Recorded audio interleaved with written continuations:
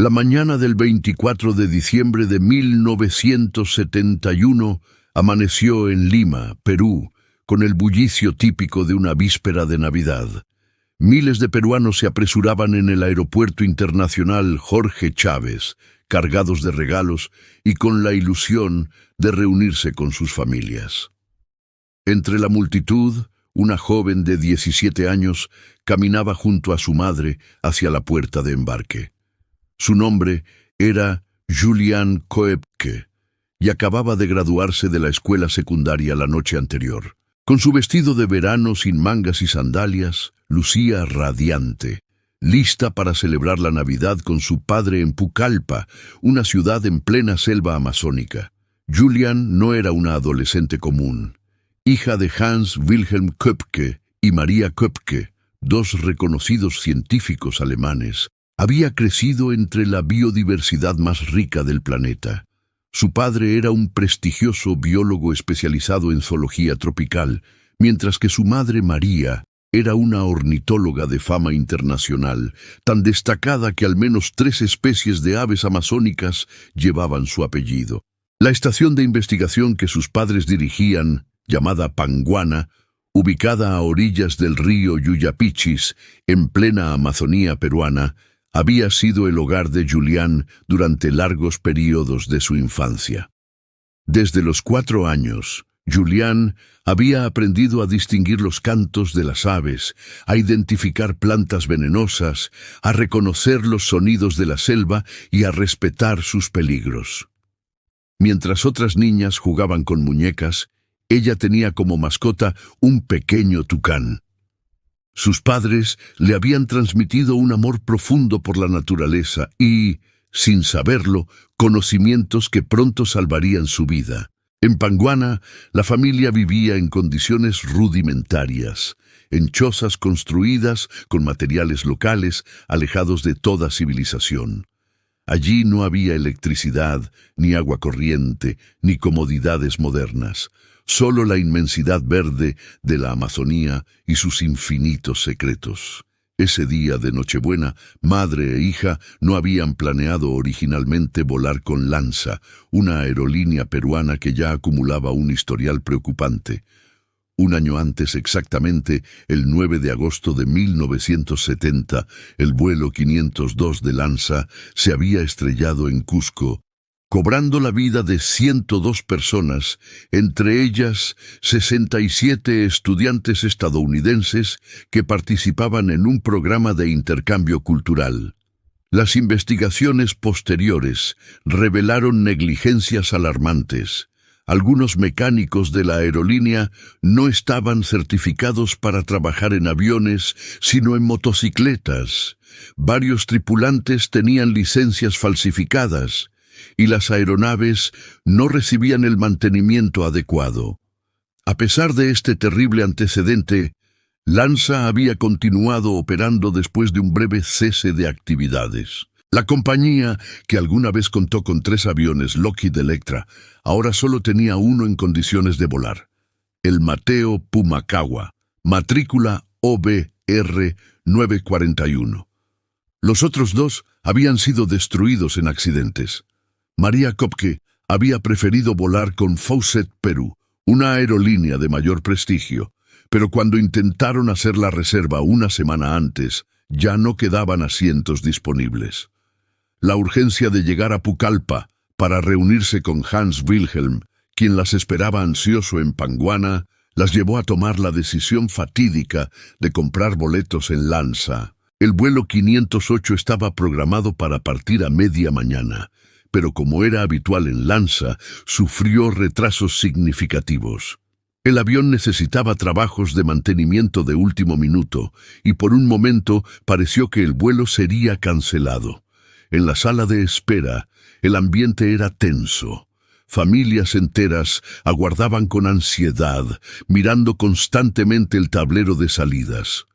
Algunos pasajeros ya habían perdido la esperanza de pasar la Navidad con sus seres queridos.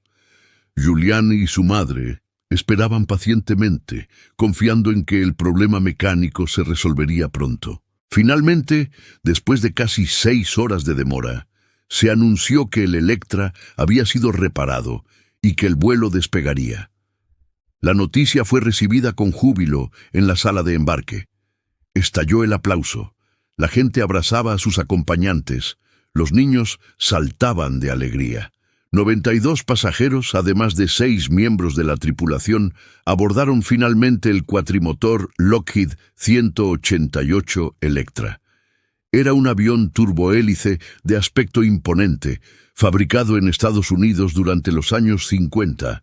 El fuselaje plateado brillaba bajo el sol limeño de esa mañana de Nochebuena. Julián ocupó el asiento 19F junto a la ventanilla del lado izquierdo del avión.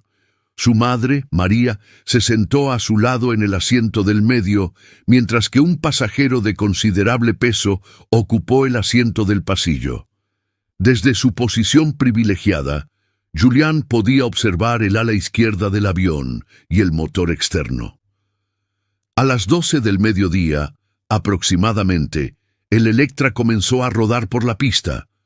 Los motores rugieron con fuerza, las hélices cortaban el aire con un sonido característico y momentos después el avión se elevó sobre Lima, dejando atrás la costa del Pacífico.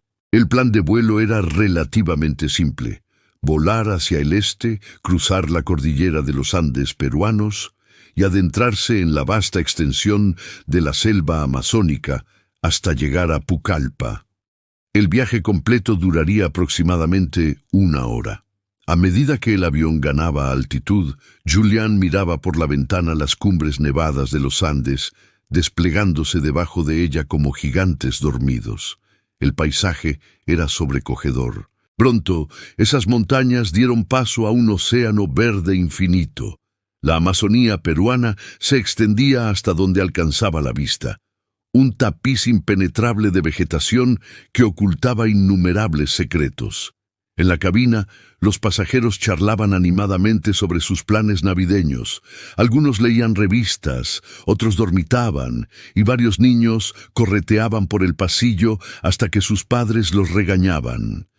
El ambiente era festivo, relajado. Nadie imaginaba que ese vuelo rutinario se convertiría en una de las tragedias aéreas más recordadas de la historia peruana, y que daría origen a una de las historias de supervivencia más extraordinarias jamás documentadas. El vuelo transcurría sin contratiempos cuando sobrevolaban Ollón, en la Sierra de Lima. Los pilotos reportaron su posición a control de tráfico aéreo y recibieron confirmación para continuar. 40 minutos después del despegue, el Electra se había adentrado completamente en el espacio aéreo amazónico. Volaba a aproximadamente 7.000 metros de altitud, una altura de crucero estándar para ese tipo de aeronave. El tiempo era bueno, el cielo estaba despejado, y todo parecía indicar que llegarían a Pucallpa sin problemas. Faltaban apenas 25 minutos para el aterrizaje. Julián conversaba con su madre sobre los planes para las vacaciones. Hablarían de los especímenes que su padre había recolectado recientemente. Clasificarían insectos juntos. Explorarían nuevas áreas de la selva circundante a Panguana. Para Julián, aquellas vacaciones representaban el reencuentro con el mundo que amaba, el lugar donde se sentía más viva. La selva no era un enemigo para ella. Era un hogar lleno de maravillas. Sin embargo, ni siquiera su vasto conocimiento del Amazonas podría prepararla para lo que estaba a punto de suceder. El capitán del vuelo, consciente de que se aproximaban a una zona de inestabilidad atmosférica, tomó la decisión de reducir la altitud. En lugar de volar a los 7.000 metros iniciales, comenzó a descender hasta los 6.000 metros, intentando encontrar aire más tranquilo y, crucialmente, poder visualizar la pista de aterrizaje de Pucallpa a través de las nubes. Era una maniobra común, pero en este caso resultaría fatal. A esa altitud más baja, el avión quedó expuesto a las fuerzas más violentas de la atmósfera amazónica. Frente a ellos, sin que los pasajeros pudieran verlo aún, se estaba formando un cumulonimbus, una nube de tormenta de desarrollo vertical masivo. Estas formaciones meteorológicas son las más peligrosas para la aviación. Contienen corrientes ascendentes y descendentes extremadamente violentas, actividad eléctrica intensa, y pueden destrozar un avión en segundos. El Electra se dirigía directamente hacia esa caldera atmosférica y los pilotos, por razones que nunca se sabrán con certeza, decidieron no desviarse de su ruta. Pero ahora, mientras el avión se acercaba inexorablemente a esa masa oscura que esperaba en el horizonte, los pasajeros del vuelo 508 de Lanza aún conversaban, ajenos al peligro inminente que los aguardaba en las nubes. El cambio fue súbito y aterrador. En cuestión de segundos, el día se convirtió en noche. Por las ventanillas del Electra, donde momentos antes se veía el verde brillante de la selva bajo el sol tropical, ahora solo había oscuridad absoluta. El avión había penetrado en el corazón de la tormenta y era como si hubieran entrado en otro mundo, un mundo de violencia atmosférica desatada. Julián dejó de mirar por la ventana. No había nada que ver, solo negrura impenetrable interrumpida ocasionalmente por destellos blancos y azulados. Entonces comenzaron las turbulencias. Primero fueron sacudidas moderadas, el tipo de movimiento que hace que los pasajeros se agarren de los reposabrazos, pero no entren en pánico. Sin embargo, en menos de un minuto, esas sacudidas se intensificaron hasta convertirse en violentas convulsiones que hacían temblar toda la estructura del avión. Los compartimientos superiores comenzaron a abrirse. Maletas, regalos navideños cuidadosamente envueltos, abrigos, bolsos de mano, todo empezó a caer sobre los pasajeros. Una mujer gritó cuando una maleta pesada le golpeó el hombro. Un niño comenzó a llorar desconsoladamente. El sonido dentro de la cabina cambió radicalmente. Al rugido constante de los motores se sumó ahora el crujido metálico del fuselaje sometido a tensiones extremas, el silbido del viento contra las superficies del avión y, sobre todo, el clamor creciente de 92 personas comenzando a comprender que algo andaba terriblemente mal. Las conversaciones cesaron.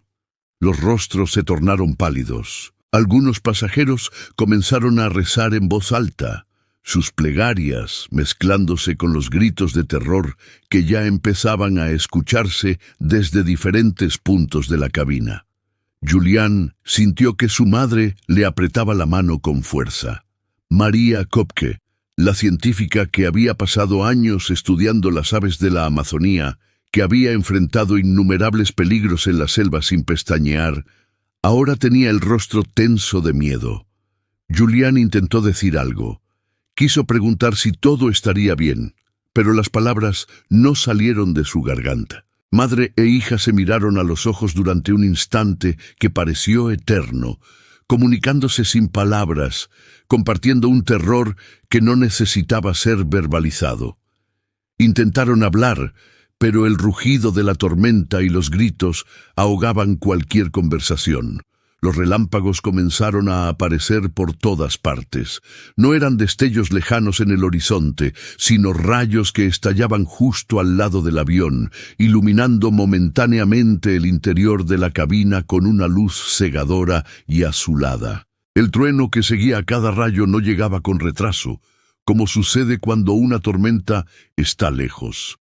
El trueno era instantáneo, ensordecedor, porque los rayos estaban impactando directamente en la atmósfera circundante. El Electra volaba en el epicentro de una tormenta eléctrica de proporciones descomunales. En la cabina de mando, los pilotos luchaban con los controles. El radar meteorológico del avión, que debería haberles permitido navegar alrededor de la tormenta, estaba fuera de servicio. Este detalle, que saldría a la luz durante la investigación posterior, fue una de las muchas negligencias que contribuyeron al desastre. Volaban esencialmente a ciegas, sin poder ver la magnitud de la célula de tormenta en la que se habían metido, sin capacidad de encontrar una ruta de escape. Las corrientes descendentes empujaban el avión hacia abajo con fuerza brutal. Luego las ascendentes lo lanzaban hacia arriba como si fuera un juguete. Los motores gemían bajo el esfuerzo. Aproximadamente 10 minutos después de entrar en la tormenta, cuando los pasajeros ya habían abandonado cualquier pretensión de calma y el pánico se había apoderado completamente de la cabina, Julián vio algo que quedaría grabado en su memoria para siempre. Por la ventanilla, a través de la oscuridad y la lluvia torrencial que azotaba el cristal, vio una luz muy brillante en el motor exterior de la izquierda. No era el brillo normal de funcionamiento del motor, sino algo diferente, algo ominoso. Era una luz intensa, casi cegadora, de un blanco azulado que parecía rodear completamente el motor y parte del ala. Lo que Julián estaba presenciando era un rayo impactando directamente en el avión. El fuego de San Telmo, ese fenómeno eléctrico que a veces rodea las aeronaves durante tormentas severas, había dado paso a algo mucho peor. Una descarga eléctrica masiva estaba golpeando el ala izquierda del Electra. El impacto fue de una violencia inimaginable. En una fracción de segundo, el rayo encontró el tanque de combustible ubicado en esa ala y lo perforó. El queroseno de aviación, altamente inflamable, se encendió instantáneamente. Una bola de fuego naranja y roja estalló en el ala. Las llamas, alimentadas por el combustible y el viento de la tormenta, se propagaron con una velocidad aterradora. Los pasajeros del lado izquierdo del avión, incluyendo a Julián, tenían una vista privilegiada y terrible de lo que estaba sucediendo. Veían cómo el fuego consumía el ala, cómo el metal comenzaba a deformarse bajo el calor intenso, cómo el motor se desprendía de sus anclajes. El infierno había llegado a 35.000 pies de altura, en medio de la selva amazónica peruana, en la tarde del 24 de diciembre de 1971. El sonido dentro de la cabina alcanzó un crescendo de pesadilla. Ya no eran solo gritos individuales, sino un coro de terror absoluto. 92 voces gritando al unísono, conscientes de que estaban presenciando sus últimos momentos de vida. Algunos pasajeros se habían puesto de pie, intentando moverse hacia algún lugar, cualquier lugar, como si pudieran escapar de lo que estaba ocurriendo. Las azafatas, ellas mismas paralizadas por el miedo, ya no intentaban calmar a nadie. Las máscaras de oxígeno habían caído de sus compartimientos, pero nadie las usaba. No había tiempo, no había cordura suficiente para pensar en procedimientos de emergencia. María Koepke, en un último gesto de amor maternal, soltó forzadamente la mano de su hija. Julián sintió cómo los dedos de su madre se abrían, liberando su agarre. Nunca volvería a tocar a su madre con vida. En ese instante, justo después de las 12:36 de la tarde, el Lockheed 188 Electra sufrió una falla estructural catastrófica. El fuego, combinado con las tensiones extremas de la turbulencia, debilitó fatalmente la unión entre el ala y el fuselaje. Con un sonido metálico desgarrador que resonó por encima de todos los gritos, el avión se partió en dos. La fractura ocurrió a unas pocas filas delante de donde estaba sentada Julián. El fuselaje se abrió como si una mano gigante lo hubiera desgarrado. De repente, donde antes había una pared y más asientos, ahora solo había vacío, cielo oscuro, lluvia entrando a torrentes y el rugido ensordecedor del viento. La despresurización fue instantánea y violenta. Todo lo que no estaba fijado a la estructura fue succionado hacia el exterior. Asientos completos con pasajeros aún sujetos a ellos salieron disparados del avión.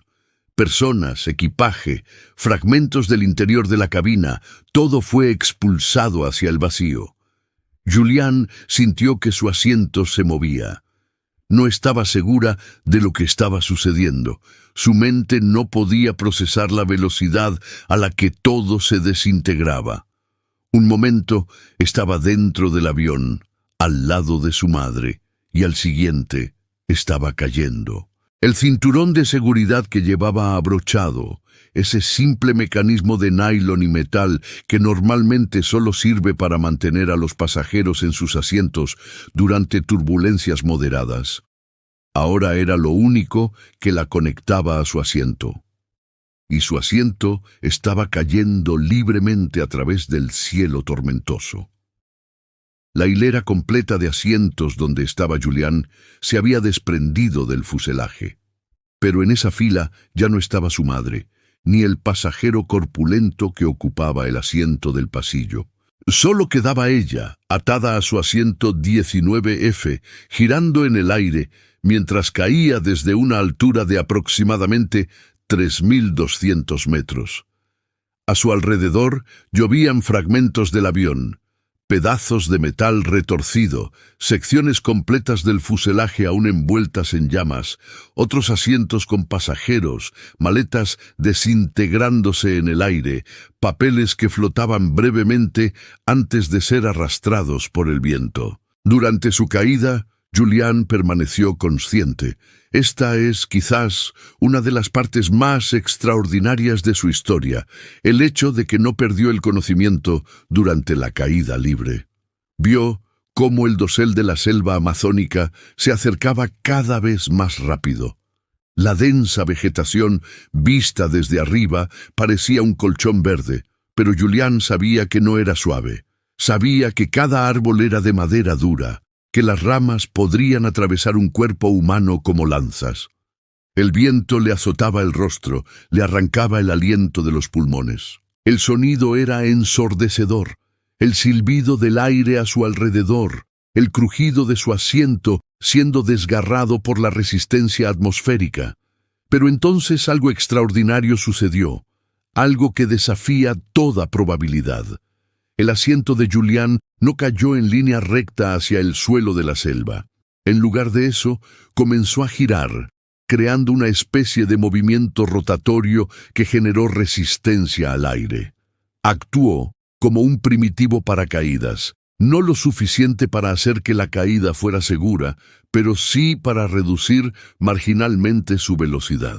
Además, estaba cayendo en medio de una tormenta tropical de proporciones épicas, y las corrientes de aire ascendentes y descendentes dentro de la tormenta afectaron su trayectoria, empujándola, frenándola levemente, alterando su caída de formas impredecibles. Finalmente, después de lo que pareció una eternidad, pero fueron probablemente menos de 2 minutos, Julián impactó contra las copas de los árboles de la selva amazónica, pero no golpeó el tronco sólido de un árbol maduro. El destino, la suerte, o quizás alguna fuerza inexplicable, guió su caída hacia una zona donde los árboles tenían copas especialmente densas y frondosas. Las primeras ramas que tocó se quebraron bajo su peso, absorbiendo parte del impacto. Luego vino otra capa de ramas y otra más, cada una quebrándose sucesivamente, cada una frenando su caída un poco más. El asiento seguía intacto, con Julián aún atada a él. Chocó contra ramas más gruesas, giró, se volteó, siguió cayendo. Las hojas, las lianas, las epífitas que crecían en las copas de los árboles, todo formó una red de amortiguación natural que ningún ingeniero podría haber diseñado mejor. Finalmente, a unos pocos metros del suelo de la selva, el asiento quedó enganchado entre ramas entrecruzadas. Se balanceó violentamente. Luego se detuvo. Julián estaba suspendida en el aire, todavía consciente, todavía atada a su asiento, rodeada por la penumbra verde de la selva amazónica. Y entonces finalmente perdió el conocimiento. Su cuerpo, sometido a un trauma físico y emocional inimaginable, simplemente se apagó. Julián quedó colgando de su asiento entre las ramas, mientras la tormenta continuaba descargando su furia sobre la selva. A su alrededor, dispersos en un área de aproximadamente 15 kilómetros, yacían los restos del vuelo 508 de Lanza y los cuerpos de 91 personas. Pero esto, Julián lo descubriría después, cuando finalmente despertara y comenzara la que sería la prueba más grande de su vida. La oscuridad era total cuando Julián abrió los ojos. Al principio no sabía dónde estaba, ni siquiera quién era. Su mente flotaba en una niebla espesa, intentando aferrarse a algún recuerdo, a algún punto de referencia que le dijera qué había sucedido. Poco a poco, fragmentos de memoria comenzaron a regresar.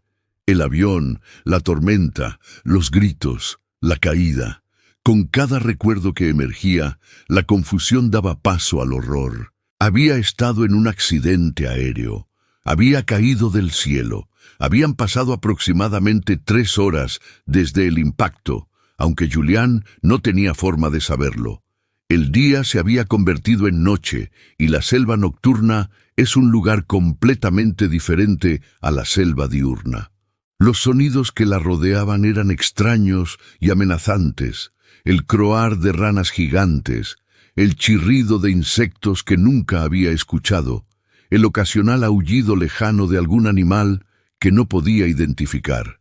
La lluvia había cesado, pero todo estaba empapado. El aire era denso, húmedo, casi tangible en su pesadez. Julián intentó moverse y un dolor agudo atravesó su cuerpo. Se dio cuenta de que seguía atada a su asiento por el cinturón de seguridad. Con manos temblorosas logró desabrocharlo. Cayó hacia adelante, pero no muy lejos, aterrizando sobre un colchón de hojas húmedas y ramas caídas. Se quedó allí tirada durante varios minutos, respirando con dificultad, esperando a que el dolor se calmara. Lentamente, muy lentamente, comenzó a hacer un inventario mental de sus lesiones. Su clavícula derecha estaba rota, podía sentir el hueso desplazado bajo la piel. Tenía un corte profundo en la pantorrilla izquierda, de donde manaba sangre. Su ojo derecho estaba hinchado, casi cerrado completamente.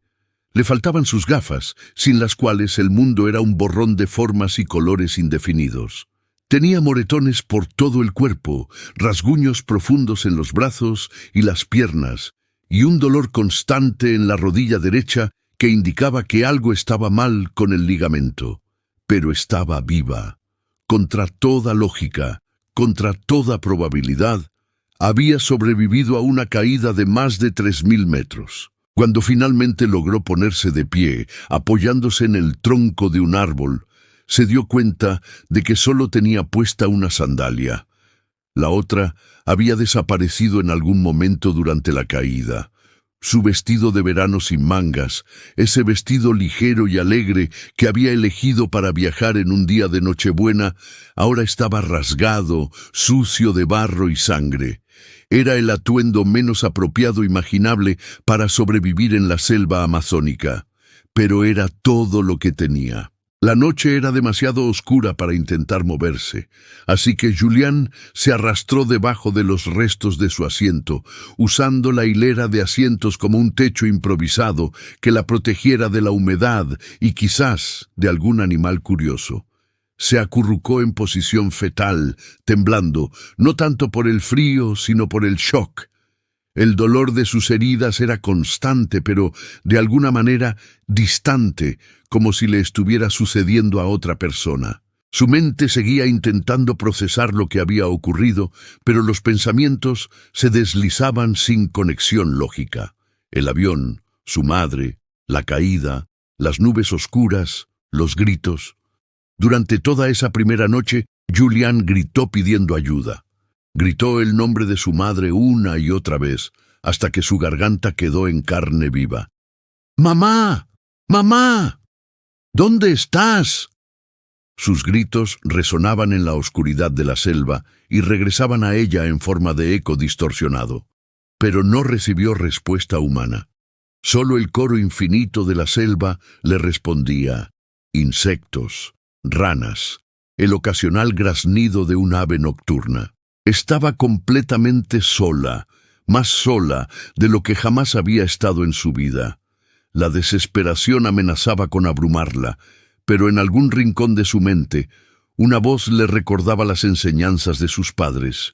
Mantén la calma, observa tu entorno, no tomes decisiones precipitadas. Cuando finalmente amaneció, Julián pudo ver por primera vez el lugar donde había caído. Estaba en medio de una zona de selva primaria excepcionalmente densa. Los árboles se elevaban como columnas catedralicias hacia un dosel que bloqueaba la mayor parte de la luz solar. Lianas gruesas como brazos humanos colgaban de las ramas superiores. El suelo estaba cubierto de una capa espesa de hojas en descomposición, ramas caídas, hongos gigantes de colores brillantes. A pocos metros de donde había pasado la noche, vio fragmentos del avión. Pedazos de metal retorcido, cojines de asientos desgarrados, una maleta abierta con ropa esparcida por el suelo. Se puso de pie con gran dificultad y comenzó a explorar el área circundante, llamando a su madre, buscando algún otro sobreviviente. Cada paso era una agonía. Su rodilla lesionada apenas soportaba su peso, y tenía que caminar descalza con un solo pie mientras usaba la sandalia restante como una especie de bastón para tantear el suelo delante de ella, buscando serpientes camufladas entre las hojas secas. Su padre le había enseñado que las serpientes venenosas de la Amazonía, particularmente las víboras de Foseta, tienen una capacidad extraordinaria para mimetizarse con el entorno. Un paso en falso y moriría en cuestión de horas.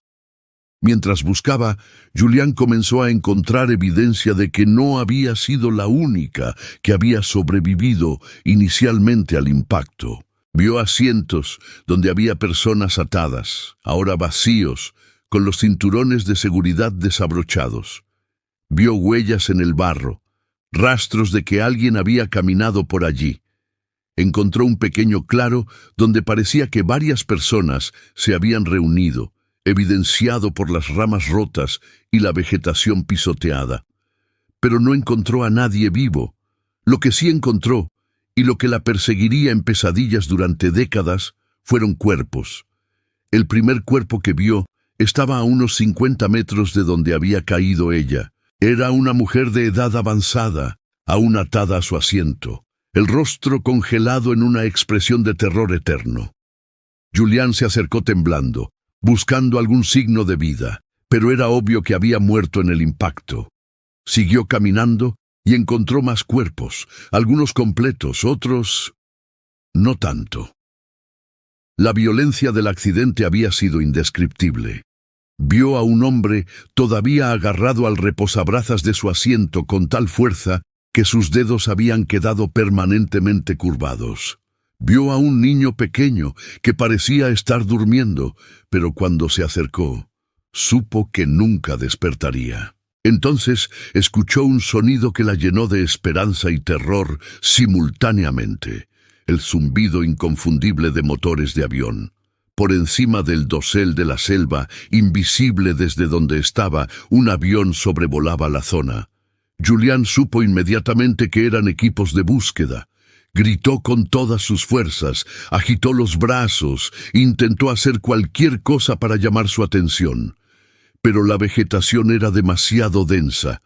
Desde el aire, la selva amazónica es una alfombra verde impenetrable. Los restos del avión estaban dispersos en un área de aproximadamente 15 kilómetros, fragmentos pequeños tragados por el verde infinito.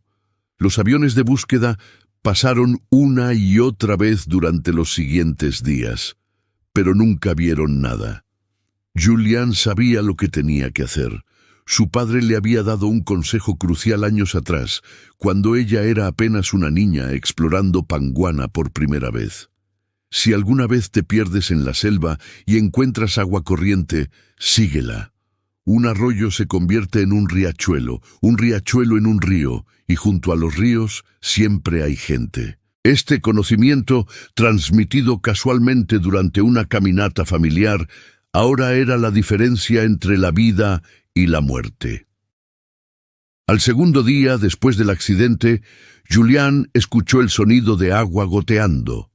Con su audición agudizada por la desesperación, siguió el sonido hasta encontrar un pequeño manantial que alimentaba un arroyo diminuto apenas más ancho que su brazo. El agua era cristalina, fría, deliciosa. Bebió hasta saciarse, luego se sentó en la orilla intentando decidir qué hacer. Podía quedarse cerca de los restos del avión, esperando a que los equipos de rescate llegaran. O podía seguir el arroyo, confiando en el consejo de su padre, adentrándose aún más en la selva desconocida. Antes de partir, Julián hizo algo extraordinario. Memorizó marcas específicas en los árboles cercanos a donde había caído. Grabó en su mente la forma de un tronco retorcido, el patrón de musgo en una roca particular, la ubicación de una liana que colgaba formando un lazo perfecto. Sabía que en la selva, donde todo parece igual, perder la orientación es fácil y mortal. Estas marcas mentales serían su punto de referencia, su forma de poder guiar a los rescatistas de regreso al lugar del accidente si lograba encontrar ayuda. Entre los restos, encontró un hallazgo precioso, una pequeña bolsa de celofán que contenía caramelos. La bolsa estaba parcialmente aplastada, algunos dulces estaban hechos pedazos, pero otros permanecían intactos. Julián sabía que eran todo el alimento que tendría. No podía cazar, no tenía herramientas, y aunque reconocía algunas plantas comestibles, también sabía que en la Amazonía, la mayoría de las frutas que crecen en el suelo de la selva son venenosas. Los frutos comestibles crecen en las copas de los árboles, fuera de su alcance. Tomó la bolsa de caramelos y comenzó a caminar siguiendo el arroyo. Al cuarto día, Julián escuchó un sonido que la llenó de esperanza renovada. El graznido característico de los buitres rey. Reconoció el sonido inmediatamente gracias al año y medio que había pasado en Panguana con sus padres, estudiando aves. Los buitres rey son carroñeros, se alimentan de cadáveres. Si estaban aquí, significaba que había cuerpos cerca, lo que a su vez significaba que había más restos del accidente. Siguió el sonido y encontró lo que quedaba de la sección delantera del fuselaje, casi intacta. La escena que encontró allí la marcaría para siempre. Había múltiples cuerpos, algunos todavía en sus asientos. Los buitres habían estado trabajando en ellos durante días. Julián reconoció a algunos pasajeros que había visto en el aeropuerto de Lima, rostros que habían estado llenos de alegría anticipando la Navidad, ahora irreconocibles. Entre los cuerpos, buscó desesperadamente a su madre. Verificó cada rostro, cada cuerpo de mujer de edad similar a María. Pero su madre no estaba allí. Esta ausencia le dio una pequeña, casi microscópica esperanza. Quizás su madre había sobrevivido también. Quizás estaba en algún otro lugar de la selva, viva, buscándola. Investigaciones posteriores revelarían que Julián no fue la única que sobrevivió inicialmente al impacto. Aproximadamente 14 personas, incluyendo al capitán del vuelo que quedó gravemente herido, habían sobrevivido a la caída, pero carecían del conocimiento que Julián poseía. No sabían cómo encontrar agua potable, cómo orientarse en la selva, qué plantas eran venenosas. No sabían que quedarse inmóvil esperando rescate en medio de la selva amazónica es una sentencia de muerte lenta. Uno por uno, en el transcurso de horas y días, sucumbieron al calor extremo, a la deshidratación, a las infecciones de sus heridas, al pánico y a la desesperación. Julián continuó caminando siguiendo el arroyo, que lentamente se ensanchaba, pero su cuerpo comenzaba a fallar de formas aterradoras. Al quinto día de su odisea, Julián Köpke se enfrentó a una nueva amenaza, una que quizás era más aterradora que la caída del avión o la soledad de la selva: la infección. El corte profundo en su brazo derecho que había recibido durante la caída o inmediatamente después del impacto se había convertido en una herida supurante. La piel alrededor estaba inflamada, roja, caliente al tacto. Pero lo peor no era el aspecto de la herida, sino lo que había dentro de ella. Las moscas de la carne, esas pequeñas plagas de la Amazonía, habían encontrado la herida perfecta para depositar sus huevos. Ahora, gusanos de aproximadamente 1 centímetro de largo se alimentaban del tejido necrótico dentro del corte. Julián podía sentirlos moverse, una sensación nauseabunda que la hacía estremecerse con cada movimiento. Eran aproximadamente 30 gusanos y crecían cada día. Si la infección se propagaba, si la gangrena se instalaba, todo su heroico esfuerzo de supervivencia habría sido en vano. Moriría en la selva, devorada lentamente desde dentro. Caminaba ahora en un estado casi de trance. El dolor se había convertido en su compañero constante, tan familiar que casi había dejado de notarlo. Su clavícula rota producía un dolor punzante con cada movimiento de su brazo derecho. Su rodilla lesionada estaba hinchada al doble de su tamaño normal y había desarrollado un tono morado oscuro. Las quemaduras solares de 2º grado que cubría su piel expuesta ardían constantemente. Solo tenía un vestido ligero para protegerse del sol ecuatorial que, cuando lograba penetrar a través del dosel de la selva, caía sobre ella con intensidad brutal. El arroyo que había estado siguiendo era ahora un riachuelo de aproximadamente 2 metros de ancho. En algunos tramos, Julián podía caminar por la orilla sorteando raíces y rocas resbaladizas, pero en otros, el terreno se volvía impracticable y se veía obligada a meterse al agua. El río era cálido, lo cual era una bendición porque le permitía mantener su temperatura corporal, pero también significaba que era el hábitat perfecto para pirañas, anguilas eléctricas y cocodrilos pequeños pero agresivos. Una tarde, mientras caminaba por un tramo especialmente profundo del río donde el agua le llegaba hasta la cintura, sintió algo rozar su pierna. Su corazón se detuvo. Quedó completamente inmóvil, apenas respirando, esperando el dolor de una mordida, el shock eléctrico de una anguila, algo. Pero nada sucedió. Lo que fuera que la había tocado simplemente siguió su camino. Julián exhaló lentamente y continuó avanzando, recordándose a sí misma que en la Amazonía la mayoría de los animales son más temerosos de los humanos que los humanos de ellos. La selva no era su enemiga. Su padre le había enseñado esto. La selva era indiferente, un ecosistema funcionando según sus propias reglas, donde ella era simplemente una intrusa temporal. Los buitres, Rey, se habían convertido en sus compañeros constantes. Los veía posados en las ramas altas, siguiéndola con sus ojos amarillos y calculadores. Julián sabía por qué la seguían. Estaban esperando a que muriera. Para estas aves carroñeras, ella era simplemente una comida potencial. La seguirían pacientemente hasta que cayera por última vez, y entonces descenderían. Este pensamiento, en lugar de aterrorizarla, la llenaba de una determinación casi rabiosa. No les daría el gusto. Seguiría caminando hasta su último aliento. Al 8º día, Julián experimentó las primeras alucinaciones. Su cuerpo, privado de alimentos adecuados durante más de una semana, subsistiendo únicamente con caramelos y agua, comenzaba a devorar sus propias reservas de grasa y luego sus músculos. Su metabolismo entraba en modo de inanición. Combinado con la infección que se propagaba desde su brazo, su cerebro comenzó a jugarle trucos.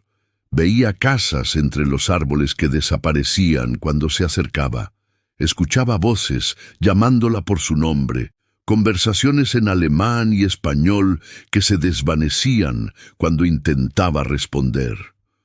Una vez, juró ver a su madre caminando adelante de ella, su figura familiar moviéndose entre las sombras de la selva, pero cuando gritó y corrió cojeando hacia ella, solo encontró un árbol con una forma peculiar. La comida se había convertido en una obsesión. Soñaba despierta con las comidas que su madre preparaba en Panguana: arroz con frijoles, plátanos fritos, pescado fresco del río. Cada caramelo que comía lo saboreaba como si fuera un manjar de dioses, dejándolo derretirse lentamente en su boca, estirando el placer todo lo posible. Había comenzado a racionar los dulces con disciplina férrea, permitiéndose solo uno cada varias horas. Sabía que cuando se acabaran, su situación se volvería aún más desesperada. En la selva amazónica, el silencio no existe. Cada momento del día y de la noche está lleno de sonidos. El zumbido constante de millones de insectos, el goteo perpetuo del agua condensada cayendo de las hojas, los gritos distantes de monos aulladores, el croar de ranas del tamaño de platos, el susurro del viento en las copas de los árboles a 50 metros de altura. Pero después de 8 días, Julián había aprendido a distinguir los sonidos normales de la selva de aquellos que representaban peligro. El crujido particular de una rama que indicaba que un animal grande se acercaba. El cambio en el tono de los cantos de las aves que señalaba la presencia de un depredador. El silencio súbito que significaba que algo estaba mal. Nunca fue atacada. Esta es otra de las peculiaridades notables de su historia.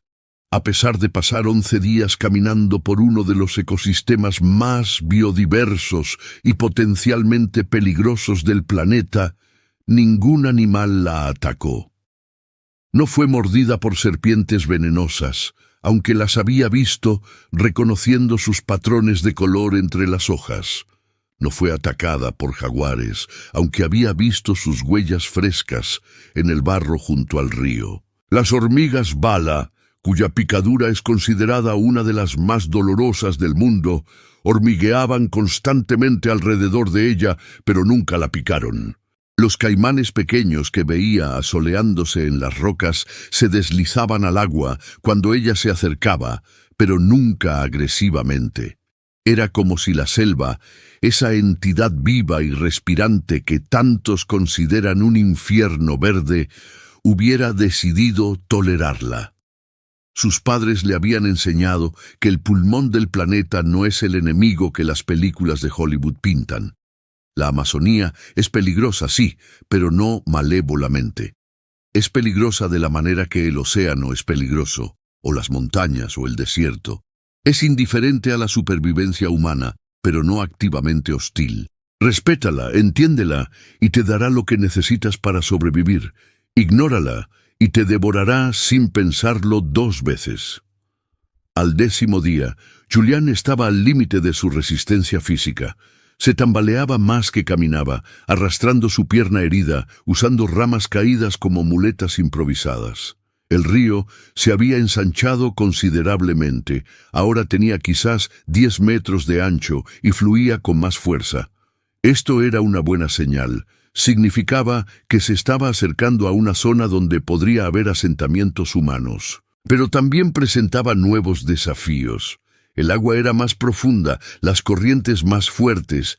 En varios tramos se vio obligada a nadar, una tarea hercúlea con una clavícula rota y una rodilla lesionada.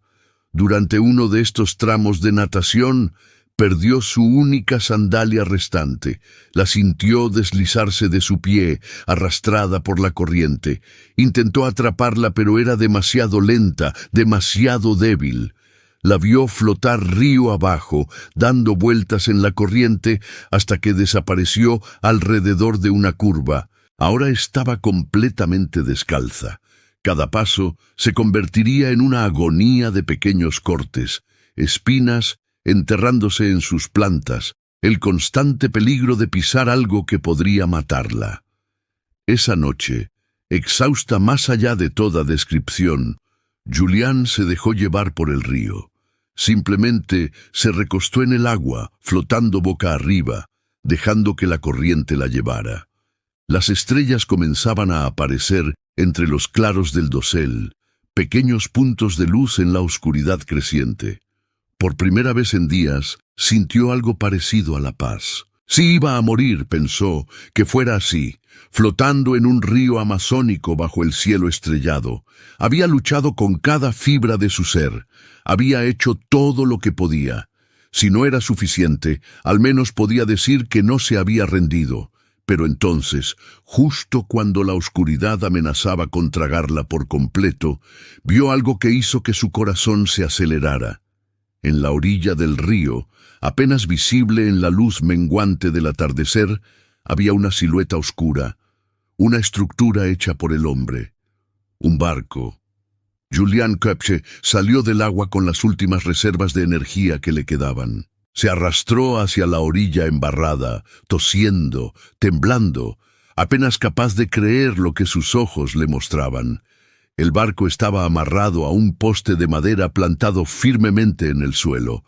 Era una embarcación pequeña, del tipo que usan los madereros y trabajadores forestales de la región, con un motor fuera de borda oxidado y una cubierta de madera desgastada por el sol y la lluvia. No había nadie a bordo, no había señales de actividad reciente, pero era innegablemente humana, innegablemente real. Donde hay un barco, razonó Julián, debe haber un campamento. Donde hay un campamento, hay gente. Miró alrededor, tratando de controlar su respiración acelerada, forzando a su cerebro agotado a pensar con claridad. La luz estaba desapareciendo rápidamente. En la selva, el crepúsculo dura apenas unos minutos antes de que la noche caiga como un telón negro.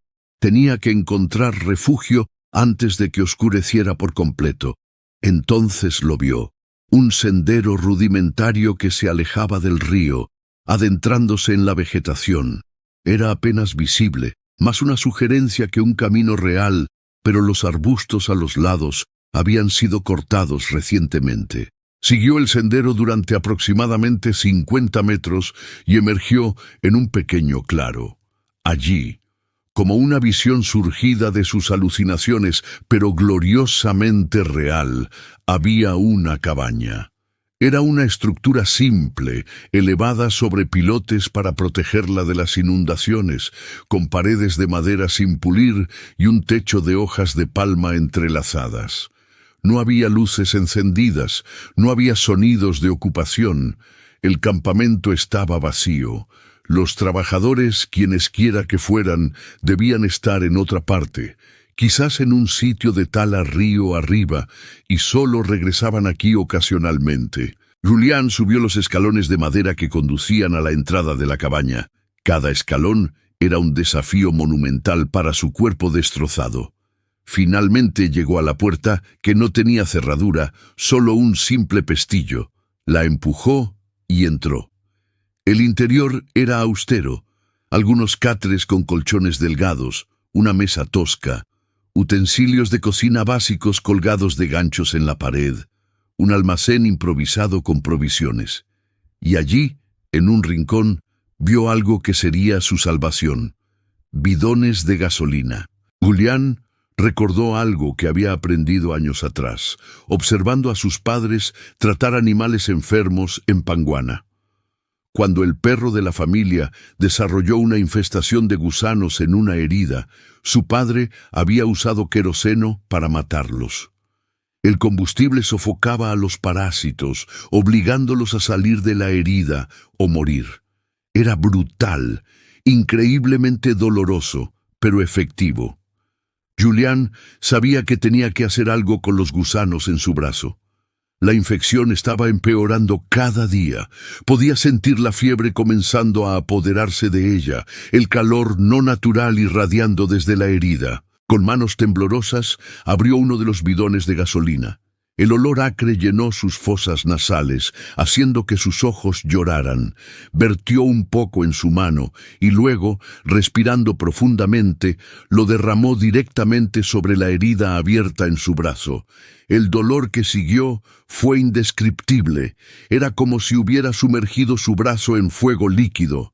Julián gritó, un grito que resonó en la cabaña vacía y se perdió en la selva circundante. Lágrimas corrían por sus mejillas. Su cuerpo entero se convulsionaba con el shock del dolor. Pero funcionó. Los gusanos, repentinamente privados de oxígeno y quemados por el combustible, comenzaron a retorcerse y salir de la herida. Uno por uno, Julián los extrajo con sus dedos, contándolos mientras los arrojaba al suelo de madera. 10, 20, 30 gusanos blancos y retorcidos. Cuando finalmente terminó, su brazo sangraba libremente, pero estaba limpio. La herida lucía terrible, en carne viva y roja, pero ya no estaba infestada. Julián encontró un trapo relativamente limpio entre las provisiones y envolvió su brazo con él, creando un vendaje improvisado. Exhausta más allá de toda descripción, se desplomó en uno de los catres. El colchón era delgado y olía a moho, pero para Julián era como el paraíso. Por primera vez en 11 días no estaba durmiendo en el suelo húmedo de la selva. No estaba siendo atacada constantemente por mosquitos. No tenía que estar en alerta constante por depredadores. Cerró los ojos y se quedó dormida instantáneamente, hundiéndose en una oscuridad sin sueños. Cuando despertó, la luz del amanecer se filtraba a través de las grietas en las paredes de la cabaña. Por un momento glorioso, olvidó dónde estaba, olvidó todo lo que había sucedido. Luego la memoria regresó como una ola de agua fría. Se incorporó, gimiendo por el dolor renovado en cada parte de su cuerpo. Tenía que encontrar a los dueños de este campamento. Tenía que conseguir ayuda. Entonces escuchó voces. Al principio pensó que era otra alucinación, su cerebro jugándole otro de sus crueles trucos. Pero las voces se acercaban, hablando en español con el acento característico de los peruanos de la región amazónica. Eran reales. Julián se puso de pie tambaleándose, salió de la cabaña y bajó los escalones tan rápido como su cuerpo maltrecho le permitió. 3 hombres emergieron del sendero que conducía al río. Eran madereros, con machetes colgando de sus cinturones, botas de caucho hasta las rodillas, camisas manchadas de sudor y resina. Cuando vieron a Julián, se detuvieron en seco. Sus rostros mostraban una mezcla de shock, confusión y genuino terror. En esta zona aislada de la Amazonía, donde las supersticiones se mezclan con la realidad cotidiana, estos hombres creían en los Yemanjá, espíritus de agua que supuestamente toman la forma de mujeres rubias y emergen de los ríos para atraer a los hombres desprevenidos hacia su perdición. Julián Köpke, con su cabello rubio enmarañado, su piel pálida quemada por el sol, su vestido rasgado y sucio, emergiendo de su cabaña donde ellos sabían con certeza que no había estado la noche anterior cuando partieron, parecía exactamente como esos espíritus de las leyendas. Uno de los hombres retrocedió varios pasos, santiguándose. Otro levantó su machete defensivamente. Julián se dio cuenta del problema inmediatamente. Con su última reserva de fuerza habló en español, su voz ronca por días de gritar en la selva. «Soy humana, soy real, mi nombre es Julián Köpke, estaba en el avión que se estrelló, por favor, ayúdenme». Las palabras salieron en tropel, algunas en español, algunas en alemán, algunas casi ininteligibles, pero fueron suficientes. Los hombres vieron las lágrimas reales corriendo por su rostro, vieron las heridas horribles en sus brazos y piernas, vieron el vendaje improvisado empapado de sangre. El hombre mayor del grupo, que luego Julián supo que se llamaba Marcio Rivera, bajó su machete y se acercó lentamente, aún no del todo convencido de que ella no fuera un espíritu. Pero cuando estuvo lo suficientemente cerca para ver sus heridas de cerca, todo escepticismo desapareció. «Madre de Dios», susurró. Se volvió hacia sus compañeros. «Es la chica del avión, la que todos buscan». Los tres hombres entraron en acción inmediatamente. La llevaron de regreso a la cabaña, le dieron agua limpia para beber, le ofrecieron comida que Julián apenas podía tragar después de días sin alimentos sólidos. Examinaron sus heridas con rostros serios, intercambiando miradas que Julián pudo leer claramente. Ella estaba mal, muy mal. Necesitaba atención médica urgente. La infección en su brazo había sido tratada, pero otras heridas mostraban signos de gangrena incipiente. Su clavícula rota necesitaba ser entablillada adecuadamente. Estaba severamente deshidratada, a pesar del agua que había bebido del río, porque también había contraído varios parásitos intestinales. Los madereros le explicaron que el pueblo más cercano, Turnavista, estaba río abajo, pero llevarla allí en su pequeño bote tomaría aproximadamente 7 horas de viaje. Era el 3 de enero de 1972. Habían pasado exactamente 10 días desde el accidente del vuelo 508 de Lanza. Durante todo ese tiempo, equipos de rescate habían estado buscando sobrevivientes, pero la selva había guardado su secreto celosamente. Los aviones que Julián había escuchado sobrevolar nunca vieron nada a través del dosel verde. Los equipos de búsqueda en tierra nunca se acercaron a la zona donde ella caminaba, siguiendo el río. Los madereros pasaron esa noche cuidando de Julián. Uno de ellos, que tenía algo de conocimiento de primeros auxilios, limpió sus heridas adecuadamente y aplicó vendajes limpios.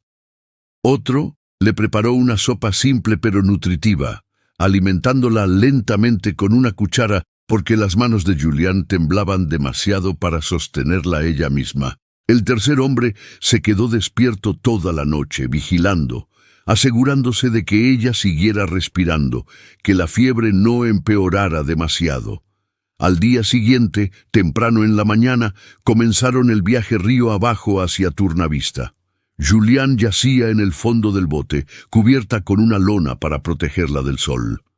El motor fuera de borda rugía constantemente, empujándolos a través de las aguas marrones del río. El paisaje pasaba en un borrón de verde infinito.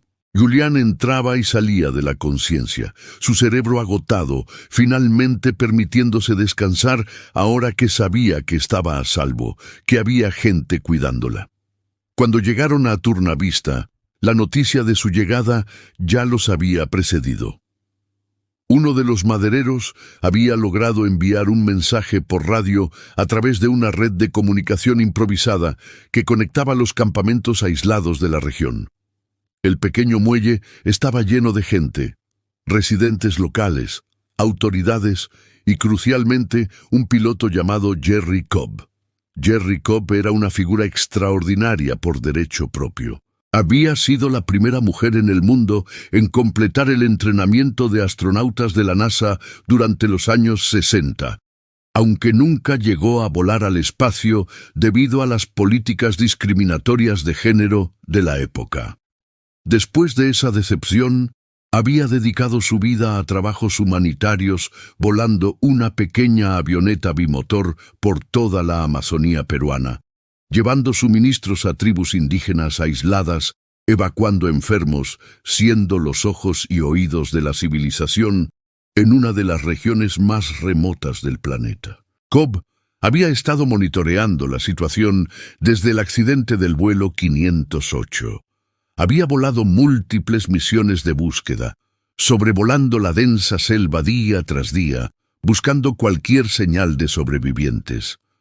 Cuando escuchó por radio que habían encontrado a una joven alemana viva, inmediatamente voló a Turnavista. Su misión ahora era clara: llevar a Julián Köpke a un hospital en Pucallpa, lo más rápido posible. Pero había un problema. Julián tenía terror de volar. Después de lo que había experimentado, la sola idea de subirse a otro avión la llenaba de pánico paralizante. Cuando vio la pequeña avioneta de Cobb, un Islander bimotor que no era mucho más grande que el coche de sus padres, comenzó a temblar incontrolablemente. «No puedo», susurró.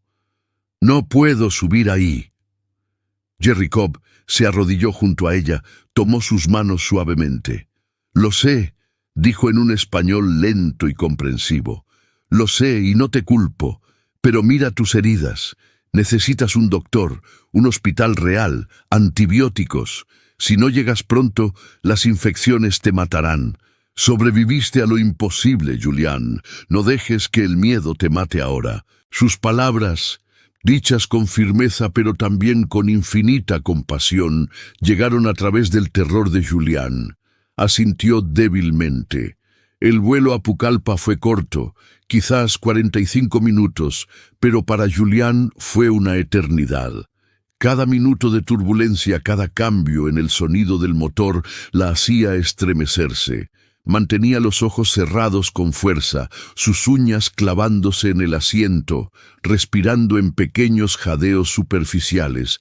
Pero Jerry Cobb era una piloto excepcional, y el vuelo transcurrió sin incidentes. Cuando las ruedas tocaron la pista en Pucallpa, Julián comenzó a llorar, enormes sollozos de alivio que sacudían todo su cuerpo. Una ambulancia esperaba en la pista. Los paramédicos la subieron a una camilla, comenzaron a tomar sus signos vitales, a iniciar fluidos intravenosos. Pero antes de que pudieran cerrar las puertas de la ambulancia, un hombre llegó corriendo a través del asfalto caliente de la pista. Era Hans Wilhelm Köpke, el padre de Julián. Había estado en Pucallpa desde el día del accidente, coordinando esfuerzos de búsqueda, negándose a aceptar que tanto su esposa como su hija estuvieran muertas. Cuando recibió la noticia de que Julián había sido encontrada viva, apenas podía creerlo. Padre e hija se miraron a los ojos. Hans Wilhelm veía a su pequeña, su única hija, destrozada física y emocionalmente, pero milagrosamente viva. Julián veía a su padre, ese hombre que le había enseñado todo sobre la selva, cuyas lecciones literalmente le habían salvado la vida. «Papá», susurró ella. «Mamá. No pude encontrar a mamá». El rostro de Hans Wilhelm se descompuso. Ya sabía en su corazón que María había muerto, pero escucharlo de boca de Julián lo hacía real de una manera que ninguna notificación oficial podría. Se subió a la ambulancia con su hija, sosteniéndola mientras aceleraban hacia el hospital, donde comenzaría el largo proceso de recuperación física. La recuperación emocional, ambos lo sabían, tomaría mucho más tiempo. Pero, ¿qué revelaría la investigación oficial sobre por qué exactamente cayó el vuelo 508? ¿Y cómo cambiaría este desastre la industria de la aviación peruana para siempre? En los días y semanas que siguieron al rescate de Julián Köpke, Perú estaba conmocionado. La historia de la adolescente que había sobrevivido no solo a la caída de un avión desde más de 3.000 metros, sino también a 11 días completamente sola en la selva amazónica, capturó la imaginación del mundo entero. Los medios internacionales convergieron en Pucallpa. Periodistas de Life en Estados Unidos, Stern en Alemania, y prácticamente cada publicación importante de Sudamérica querían entrevistarla. Querían fotografías, querían detalles, querían convertir su trauma en titulares. Pero Julián, desde su cama de hospital donde se recuperaba de múltiples cirugías, se negó a hablar con la prensa. Su padre, actuando como guardián férreo, rechazó cada solicitud de entrevista. La joven necesitaba sanar, no solo físicamente, sino emocionalmente. Las pesadillas la despertaban cada noche, reviviendo la caída, los gritos de los pasajeros, la búsqueda desesperada de su madre entre los restos del avión. Los psicólogos que la evaluaron diagnosticaron lo que ahora llamamos trastorno de estrés postraumático severo. En 1972 simplemente lo llamaban shock nervioso. Mientras Julián luchaba con sus demonios internos, dos comisiones oficiales comenzaron la exhaustiva tarea de investigar qué exactamente había causado la tragedia del vuelo 508. La primera comisión fue designada por la Dirección General de Aeronáutica Civil, presidida por el mayor Fab Anselmi. La segunda fue creada por el gobierno central peruano, liderada por el mayor general Fernando Miró Quesada. Lanza, intentando desesperadamente salvaguardar su maltrecha reputación, trajo expertos en aviones Electra desde Estados Unidos para que trabajaran junto con los investigadores peruanos. Los restos del vuelo 508 fueron finalmente localizados usando las descripciones detalladas que Julián había proporcionado sobre las características del terreno donde había caído. Su memoria extraordinaria de marcas en árboles, formaciones rocosas específicas y el patrón del río permitió a los equipos de búsqueda encontrar el área exacta del impacto. Lo que descubrieron allí confirmó la historia de Julián de la manera más macabra posible. Los restos estaban dispersos en un radio de aproximadamente 15 kilómetros. La sección delantera del fuselaje se encontró relativamente intacta, como Julián había descrito, con múltiples cuerpos aún en sus asientos. La sección de cola se había separado completamente y había caído varios kilómetros más allá. Entre estos dos puntos principales, cientos de fragmentos más pequeños estaban esparcidos por la selva. Piezas del motor, secciones de las alas, asientos individuales, equipaje y los cuerpos de 91 personas. La investigación forense de los cuerpos reveló un detalle que perseguiría a Julián por el resto de su vida. No había sido la única que sobrevivió inicialmente al impacto. Aproximadamente 14 pasajeros, incluyendo al capitán del vuelo, quien quedó gravemente herido pero consciente, habían sobrevivido a la caída. La evidencia estaba allí. Cinturones de seguridad desabrochados, indicando que las personas habían estado vivas después del impacto y habían intentado liberarse. Huellas en el barro mostrando que habían caminado. Ramas rotas a altura humana, donde habían intentado abrirse camino a través de la vegetación, pero uno por uno, todos estos sobrevivientes murieron en las horas y días siguientes al accidente. Algunos sucumbieron rápidamente a sus heridas traumáticas. Otros duraron más, pero finalmente fueron vencidos por la deshidratación, el calor extremo, las infecciones o simplemente el shock psicológico de encontrarse perdidos en medio de la Amazonía sin esperanza aparente de rescate. El capitán del avión, según la evidencia forense, había sobrevivido al menos 3 días, moviéndose ligeramente de su posición original antes de finalmente morir por una combinación de hemorragia interna y exposición. Este descubrimiento planteaba una pregunta terrible. ¿Por qué Julián sobrevivió cuando otros no lo hicieron? La respuesta era tanto simple como compleja. Sí, había tenido suerte extraordinaria en la forma en que cayó, en el hecho de que su asiento actuó como un paracaídas primitivo, en que impactó contra copas de árboles densas que amortiguaron su caída. Pero la suerte solo la había mantenido viva durante los primeros minutos. Todo lo que vino después, los 11 días de supervivencia, fue el resultado directo del conocimiento que sus padres le habían transmitido. Julián sabía que tenía que seguir el agua. Los otros sobrevivientes, sin este conocimiento crucial, se quedaron cerca de los restos del avión esperando rescate que nunca llegó a tiempo. Julián sabía qué plantas eran venenosas y cuáles no. Sabía cómo moverse en la selva sin desperdiciar energía innecesaria. Sabía que los animales de la Amazonía generalmente evitan a los humanos si se les da la oportunidad. Sabía cómo tratar una herida infectada con los recursos limitados disponibles. Cada fragmento de conocimiento, cada lección aprendida durante años de vivir en Panguana, contribuyó a su supervivencia. En cuanto a la causa técnica del accidente, las investigaciones concluyeron que fue una combinación letal de múltiples factores. El impacto directo del rayo en el ala derecha del avión había provocado la ignición del tanque de combustible. Pero lo que transformó este incidente potencialmente sobrevivible en una catástrofe total fue la falla estructural que siguió. El Lockheed Electra, diseñado en los años 50, tenía alas extraordinariamente rígidas. Esta rigidez, que en condiciones normales proporcionaba estabilidad de vuelo excelente, se convirtió en una debilidad fatal durante turbulencias severas.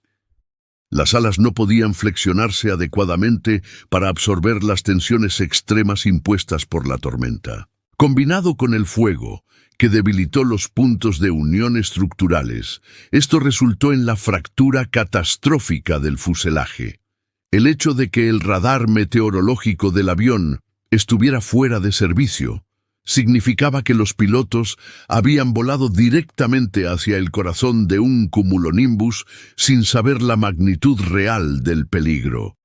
Habían estado literalmente volando a ciegas, pero quizás más condenatorio que cualquier falla técnica específica era el historial sistemático de negligencia de Lanza. La investigación descubrió que la aerolínea operaba con estándares de mantenimiento escandalosamente bajos. Algunos mecánicos no tenían las certificaciones apropiadas. Ciertos tripulantes volaban con licencias falsificadas o vencidas. Las aeronaves no recibían las inspecciones de rutina requeridas. La presión para mantener vuelos en horario, especialmente durante temporadas de alta demanda como Navidad, llevaba a que problemas mecánicos fueran ignorados o reparados de manera inadecuada. El 3 de enero de 1972, el mismo día que Julián fue rescatada, el gobierno peruano emitió una resolución ministerial cancelando permanentemente la autorización de funcionamiento de Lanza. La aerolínea apeló, pero el recurso fue rechazado. Lanza quebró y todos sus activos fueron liquidados. Fue el final de una compañía que había cobrado demasiadas vidas debido a su negligencia sistemática. El accidente del vuelo 508 también generó una revisión completa de las regulaciones de seguridad aérea en Perú. Se implementaron estándares mucho más rigurosos para certificación de tripulaciones, mantenimiento de aeronaves y procedimientos operacionales.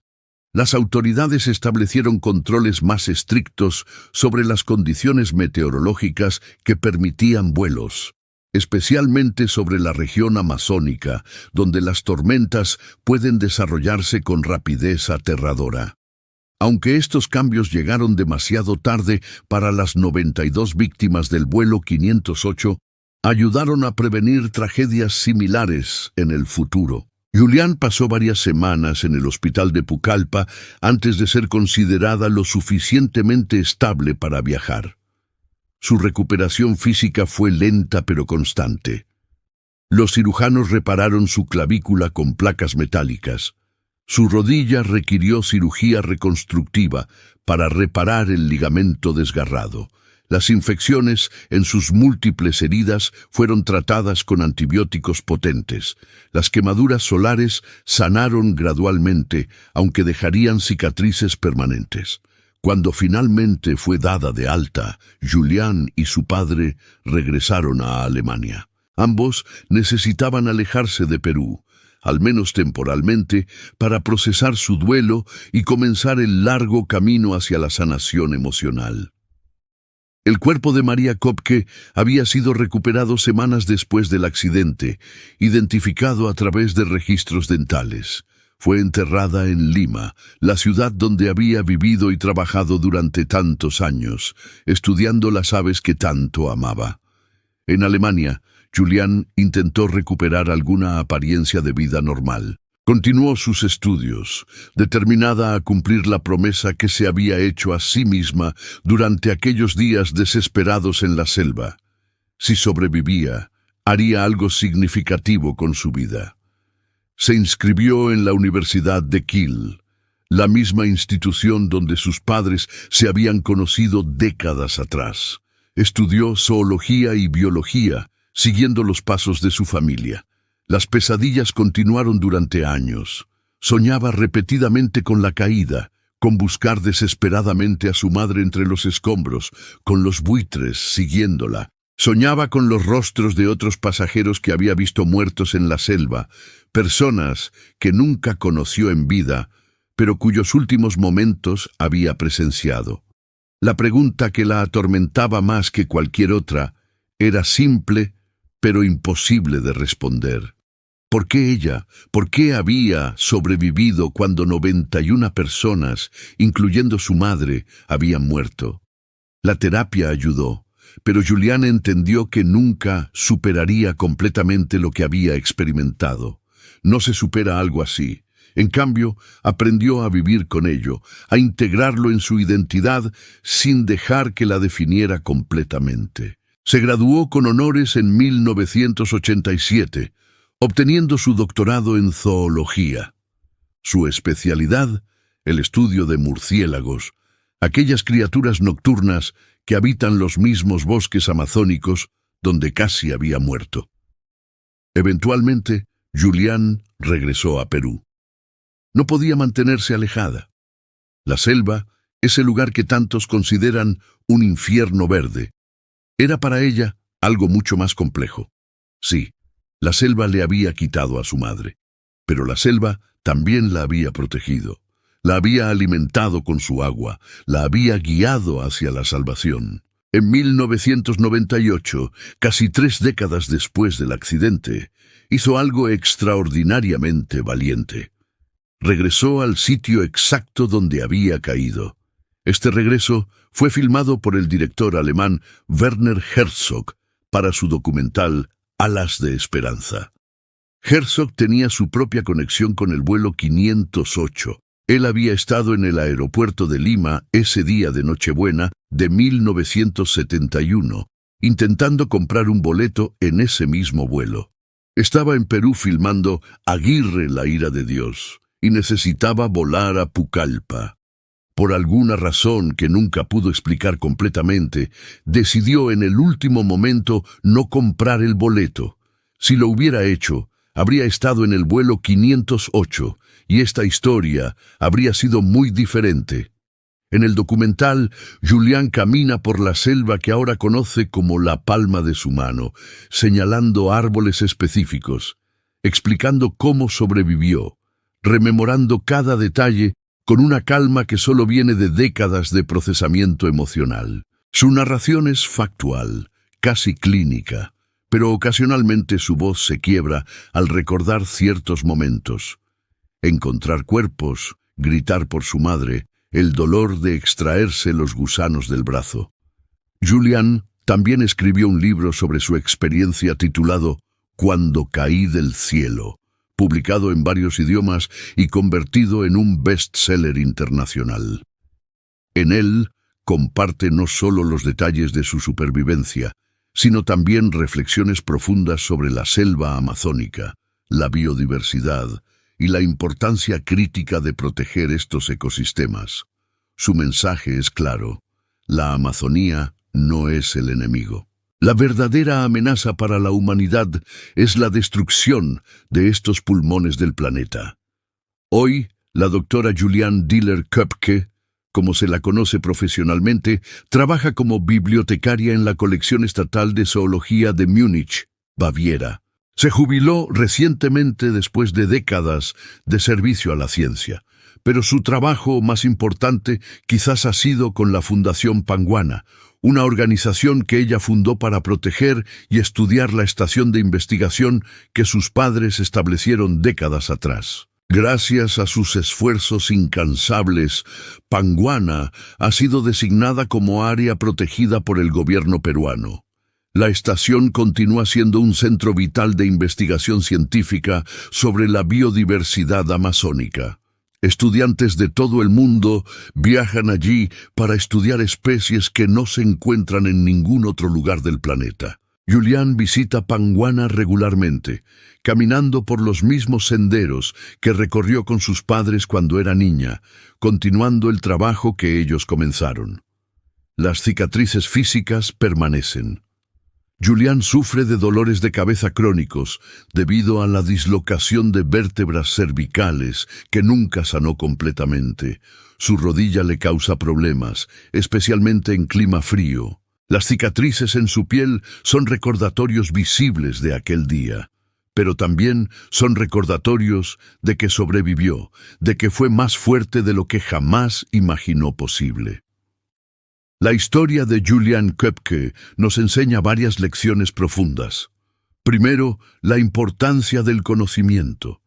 En una era donde dependemos cada vez más de la tecnología, donde nuestros teléfonos nos dicen a dónde ir y qué hacer, la historia de Julián nos recuerda que el conocimiento fundamental sobre el mundo natural puede significar literalmente la diferencia entre la vida y la muerte. Sus padres le dieron un regalo invaluable: la comprensión de cómo funciona la naturaleza, cómo respetarla, cómo trabajar con ella en lugar de contra ella. Segundo, nos enseña sobre la resiliencia humana. Julián tenía solo 17 años cuando cayó del cielo. Era una adolescente que debería haber estado preocupándose por exámenes escolares y bailes de graduación.